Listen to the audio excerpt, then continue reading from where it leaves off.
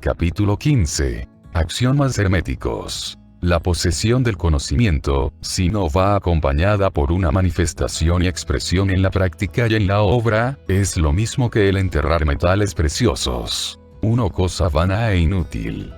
El conocimiento, lo mismo que la fortuna, deben emplearse. La ley del uso es universal, y el que la viola sufre por haberse puesto en conflicto con las fuerzas naturales. Las enseñanzas herméticas han sido cuidadosamente mantenidas en secreto, en el corazón de sus afortunados poseedores, por las razones ya expuestas, pero nunca se pensó en mantenerlas siempre así. La ley del uso está encerrada en dichas enseñanzas, como puede verse en el párrafo anterior. Si no se emplea y expresa, el conocimiento es una cosa vana que no puede aportar el menor beneficio a su poseedor ni a su raza. Guardémonos de toda avaricia mental, y expresemos en la acción lo que hayamos aprendido. Estúdiense los axiomas y aforismos, pero practíquenselos también. Damos a continuación algunos de los más importantes axiomas herméticos, tomados del Kybalión, con algunos comentarios agregados.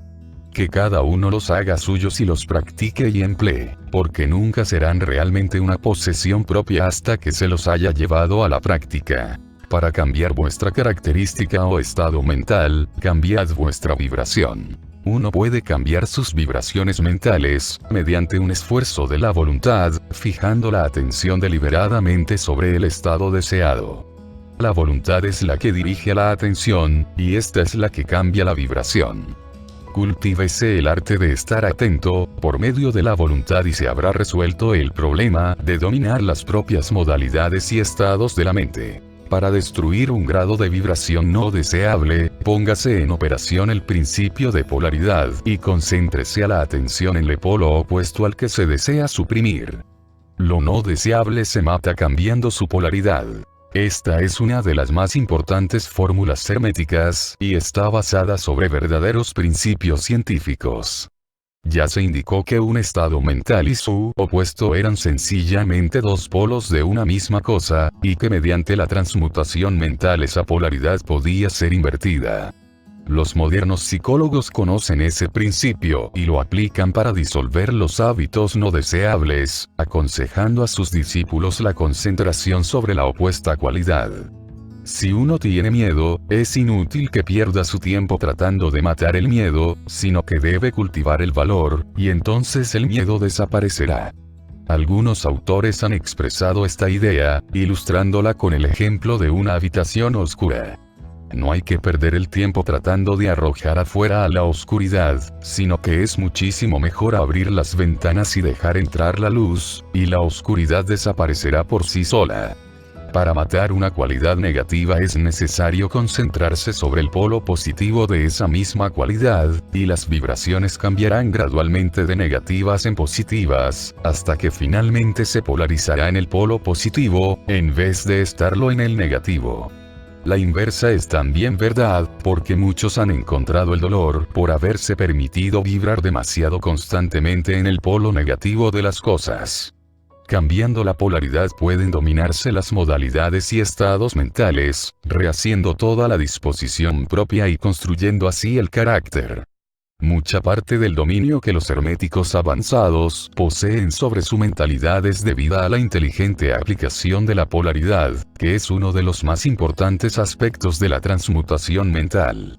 Recuérdese el axioma hermético, citado anteriormente, que dice: la mente, así como los metales y los elementos, puede transmutarse de grado en grado, de condición en condición, de polo a polo, de vibración en vibración. Dominar la polaridad significa dominar los principios de la transmutación o alquimia mental. Porque, salvo que se adquiera el arte de cambiar la propia polaridad, no se podrá afectar el ambiente que nos rodea.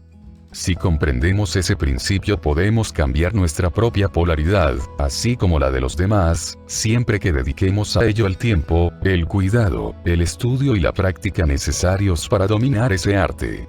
El principio es verdad, pero los resultados que se obtienen dependen de la persistente paciencia y práctica del estudiante. El ritmo puede neutralizarse mediante el arte de la polarización.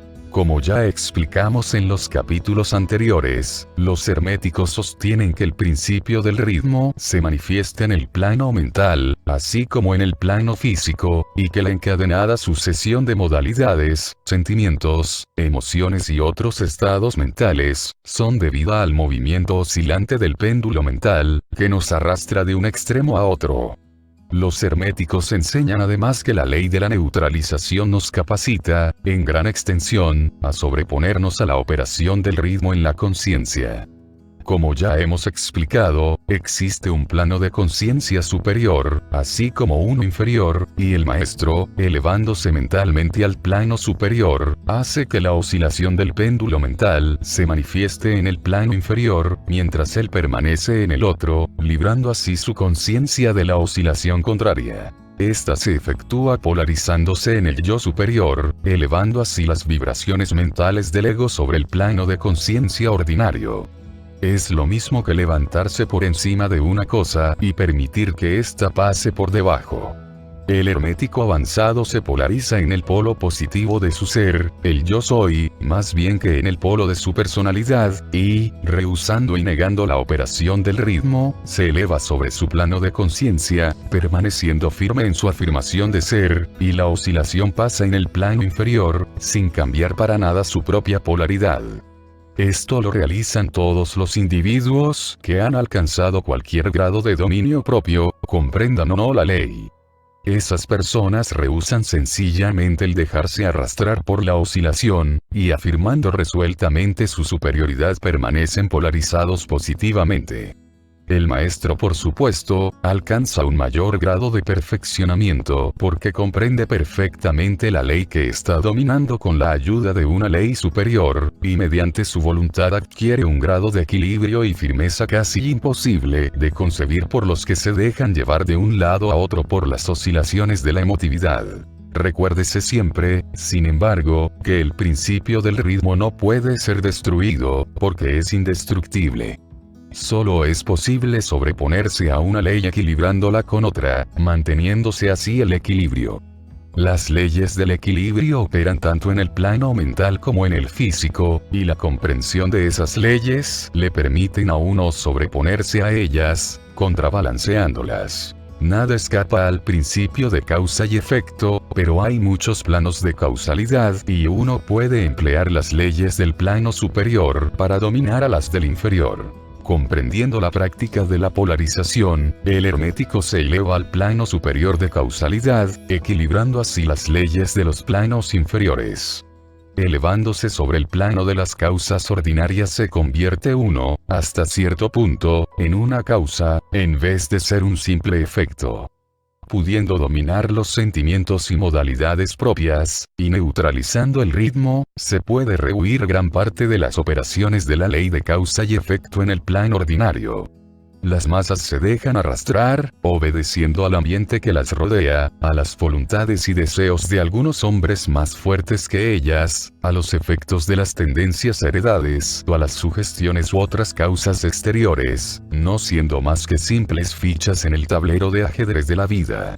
Elevándose sobre esas causas, los herméticos avanzados buscan un plano de acción mental superior, y dominando sus propias cualidades, se crean un nuevo carácter, cualidades y poderes, mediante los cuales se sobreponen a su ambiente ordinario, haciéndose así directores en vez de dirigidos.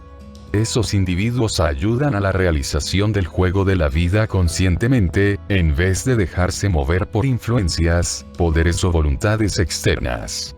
Emplean el principio de causa y efecto en vez de dejarse dominar por él.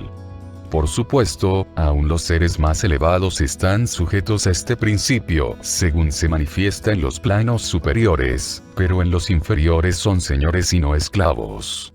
Según dice el Kybalión, el sabio sirve en lo superior, pero rige en lo inferior. Obedece a las leyes que están por encima de él, pero en su propio plano y en las que están por debajo de él, rige y ordena. Sin embargo, al hacerlo, forma parte del principio en vez de oponerse al mismo.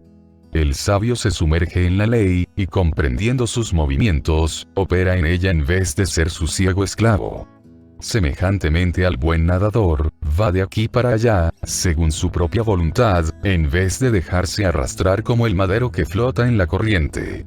Sin embargo, el nadador, el sabio y el ignorante, están todos sujetos a la ley.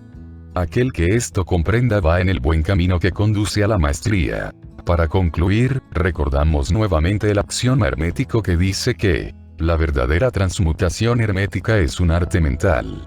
En dicho axioma el hermético indica que el ambiente externo se influencia mediante el poder de la mente. El universo, que es totalmente mental, puede ser solamente dominado mediante la mentalidad. En esta verdad se encontrará la explicación de todos los fenómenos y manifestaciones de los diversos poderes mentales que tanto están atrayendo la atención actualmente, en pleno siglo XX. Tras toda la enseñanza dada por las diversas escuelas o religiones, yace siempre constantemente el principio de la substancialidad mental del universo. Si este es mental, en su naturaleza intrínseca, fácilmente se deduce que la transmutación mental debe modificar y transformar las condiciones y los fenómenos del universo, y que la mente debe ser el mayor poder que pueda afectar sus fenómenos. Si se comprende esta verdad, todos los llamados milagros y maravillas dejarán de tener punto alguno oscuro, porque la explicación es por demás clara y sencilla. El todo es mente. El universo es mental. El esoterismo es rico en palabras claves, símbolos y esencias conceptuales. Su transmisión, a través de las edades, implicó un esforzado aprendizaje, una memorización de significados, acentos y una persistente custodia de sus valores originales para que nada de lo preservado perdiera su color, su sabor, su propósito y su intensidad. Al amparo de tales premisas fue creciendo paulatinamente el árbol de la ciencia hermética que reconoce como sus raíces al Kybalión. Y este último resumen de un conocimiento intemporal, encontró en Hermes Trismegisto a su más consumado mentor y mensajero. En estas páginas redactadas con hondura y exactitud por 3 iniciados, es posible pasar revista a tópicos realmente sapienciales sobre la filosofía oculta. Sus principios rectores, en los que el mentalismo, la correspondencia, la vibración, la polaridad, causa y efecto, y la generación juegan papeles preponderantes. La transmutación mental, la totalidad, el universo mental, la paradoja divina y los axiomas herméticos son tan solo algunos de los temas también expuestos aquí. El Kybalión es, pues, una exposición sincera y rotunda de los esquemas básicos del esoterismo, y como muy bien lo señalan los 3 iniciados, no se proponen erigir un nuevo templo de la sabiduría, sino poner manos del investigador la llave que abrirá las numerosas puertas internas que conducen hacia el templo del misterio. Y, en rigor de la verdad, las muchas reediciones de esta obra, su constante renovación, a través de los distintos círculos herméticos del mundo en sus reflexiones, pláticas, conferencias y clases, son ratificación elocuentísima de las bondades de una doctrina que ilumina a la humanidad desde hace siglos.